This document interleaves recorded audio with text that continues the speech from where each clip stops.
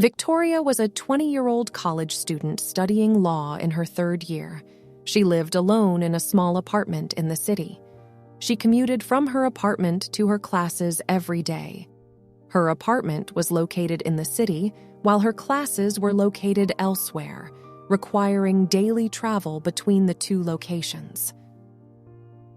She lived independently without family in the small apartment to be close to her classes.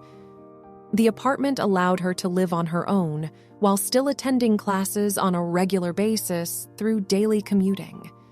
One afternoon, Victoria was walking home from the library after a long study session. Her mind was occupied with thoughts from her study session. She was distracted and lost in thought as she walked. Meanwhile, the school principal, Mr. Johnson, was also walking on the same sidewalk. The sidewalk was crowded with other pedestrians at the time. While lost in thought and not paying attention, Victoria accidentally bumped into Mr. Johnson. Due to being distracted, she did not realize that she had walked into Mr. Johnson. The physical contact occurred because she was lost in thought and unaware of her surroundings.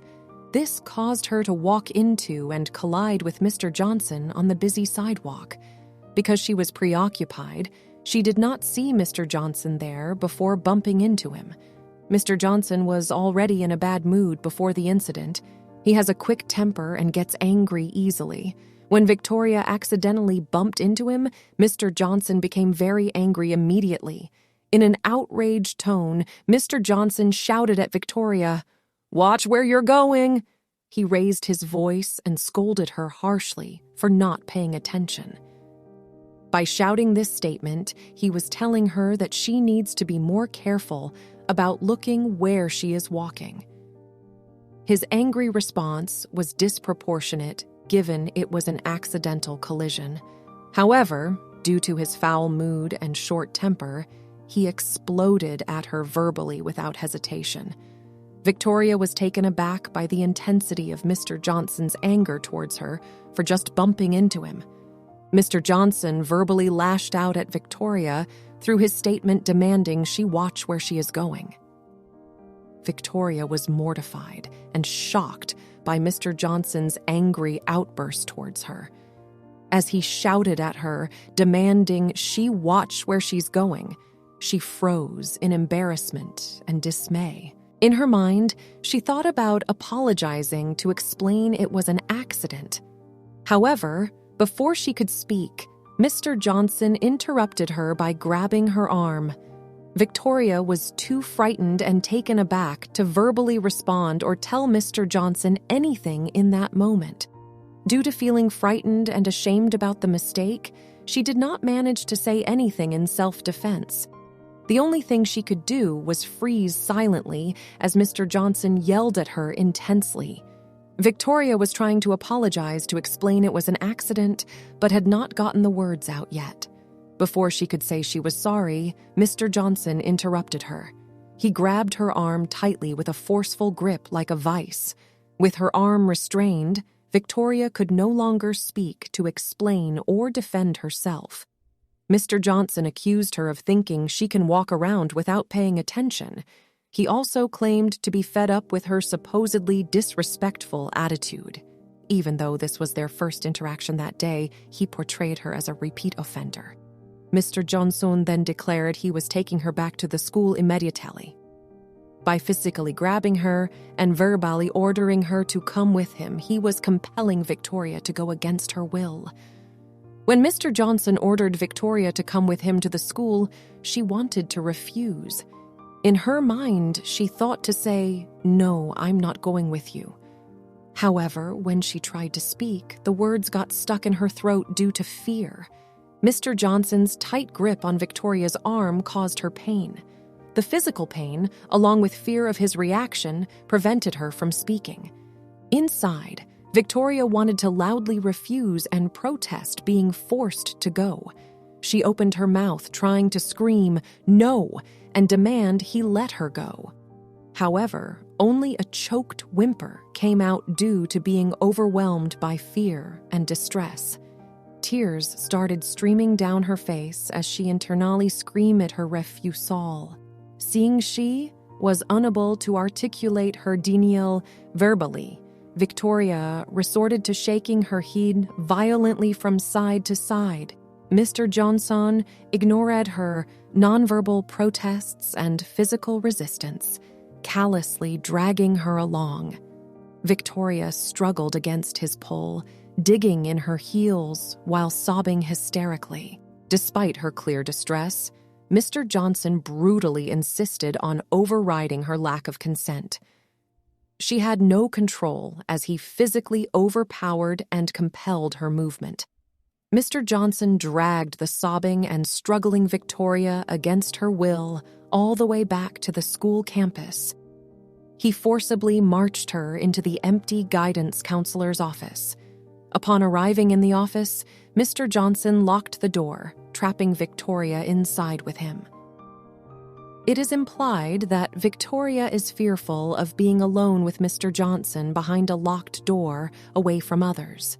Mr. Johnson then angrily hissed menacing words at Victoria, accusing her of acting like a delinquent.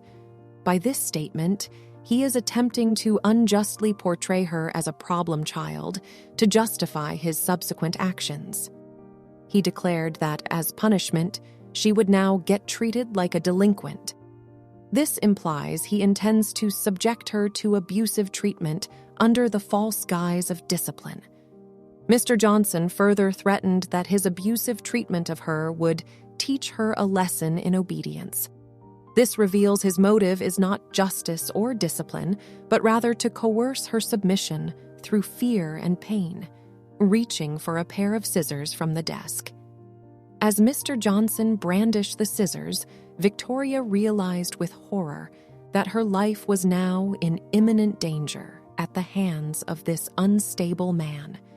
With adrenaline surging through her body, Victoria steeled her nerves and scanned her environment desperately for any object that could serve as a weapon to defend herself against Mr. Johnson's impending attack. Mr. Johnson grabbed a fistful of Victoria's hair and yanked her head back violently. She cried out in pain as he brought the scissors up and began hacking off her long locks. Victoria screamed and thrashed, trying to break free, but Mr. Johnson had a tight grip on her hair. As her severed tresses fell to the floor around her, hot tears streamed down Victoria's face. She begged and pleaded for him to stop, but her cries only seemed to fuel his rage. In a desperate bid for freedom, Victoria scanned the room through blurry, tear-filled eyes. On the desk, she spotted a heavy glass paperweight. As Mr. Johnson leaned over to cut another chunk of her hair, Victoria seized her chance. She grabbed the paperweight and swung with all her might. It connected with Mr. Johnson's temple with a sickening crack.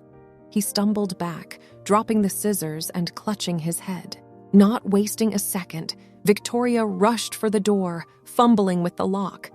Just as she got it open, Mr. Johnson tackled her from behind. They tumbled into the hallway in a tangle of limbs. Victoria clawed and bit like a cornered animal, screaming for help. Two teachers finally responded to the commotion. They pulled a deranged Mr. Johnson off of the sobbing, terrified young woman. Victoria begged them not to let him touch her again. The police were called and Mr. Johnson was arrested. An investigation exposed a long history of abusive behavior from the principal. Victoria pressed charges for assault, unlawful detainment, and violation of her rights. Mr. Johnson's violent assault left Victoria traumatized. She could hardly sleep at night, plagued by nightmares of the principal's crazed expression as he cut her hair. She became anxious any time she saw a man resembling Mr. Johnson. Loud noises made her jump in fright. Victoria decided to take a leave of absence from college to focus on her recovery. She went to a barber and decided to shave her hair bald, symbolizing a fresh start in her life. Due to the trauma, Victoria decided to take a leave of absence from college to focus on recovering from the emotional damage caused by Mr. Johnson. She prioritized her mental health. Victoria decides she wants to shave her head to symbolize a fresh start after the trauma with Mr. Johnson. The idea comes to her that this could represent a new beginning. She looks up local barbershops online and selects one close to her apartment. She calls to make an appointment for a complete head shave. On the day of the appointment, Victoria takes public transit across the city to get to the barbershop for her scheduled time. As she rides the bus, she feels nervous but determined, knowing this symbolic act will give her closure. She rehearses what she will say to the barber. Victoria arrives at the barbershop 10 minutes before her appointment. She paces outside anxiously before getting the courage to open the door. A bell jingles as Victoria walks inside the old-fashioned barbershop. She inhales the smell of shaving cream and observes the checkered floor and leather chairs. Victoria approaches the front desk and confirms her shave appointment under her name. The barber consults his schedule and leads her to a chair.